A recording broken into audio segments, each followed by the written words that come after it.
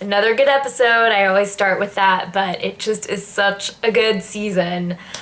So going by character or contestant really, because they're not characters, worked for me in the last video, so I'm going to do that again in this one. Let's start with our girl Abi. She definitely made some good moves in the episode. I mean, holding her money at the auction to get the advantage and then milking it as much as possible to make people believe that she had an idol, playing it that way and saying there were two messages at the immunity challenge. All of those were good moves. Do I think she overdid it? Yes, she absolutely did. But you know what? She has nothing to lose, and if someone believes her, then it's a win-win situation for her. So I respect that, and I'm happy that she won the immunity challenge. It makes for, some good moves, potential moves on the show. So that was pretty cool. Lisa really disappointed me. I mean, I had my hopes held high for her after her move to eliminate Malcolm. But now with Penner, her going to him, and yeah, she gave him a chance basically to fight,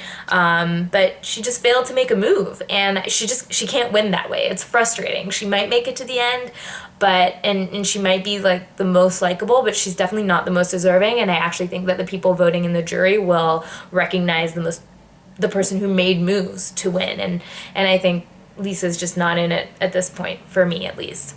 Skupin could have made a move, but what for?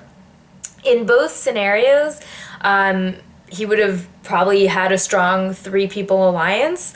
If he had voted out Malcolm, then Denise would have been out of it, and it would have been Penn or Skupin and Lisa to the end. And then Malcolm would have had a chance with Carter and Abby. That would have probably been his only bet to make it to the end and win. And yeah, Skupin probably would have a better shot against Lisa and Penner, although if Penner made it to the end, who knows. I think that it's okay that he didn't switch his vote at the end. We'll see what happens for him. I actually think he is playing a good game, and it's nice to see him have power in the game. He's the last remaining returning player, so good for him. As for Penner, I feel bad that he had to leave. That little end scene was really endearing. But to be honest, I feel like, this was his time to go. He's kept making these small mistakes in the game and having to, auto-correct and, try to avoid curveballs, and he's managed to pull it off. He's a smart guy. But this was just too little too late. And his chance really was solely based on the fact that Lisa told him that he was in danger. And he almost pulled it off, but it was just, again, too little too late. So I'm sorry that it's the end for him there. And lastly, Carter. I mean, he was completely ignored in that tribal council, and he didn't say a word. I'm really curious to see how he's going to react in the next episode and, maybe pick something up there, because I hope he noticed that he was in neither alliances that were being mentioned here.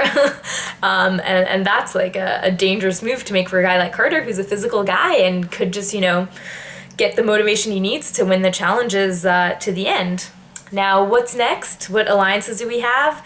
We have the Lisa, Skupin, Malcolm, and Denise alliance, which could stay strong to the end. Or maybe Lisa and Skupin will band with Carter and Abby, which is a better move for Skupin. If Skupin, Lisa, Carter, and Abby stick together and Skupin ends up with any of those other three in the end, I think it's Skupin's to lose. I think he would win. I do think Malcolm and Denise represent the biggest threat, so if Skupin ends up in a final three with them, he's really limiting his chances. But it's exciting. There are still options. I'm looking forward to seeing what happens.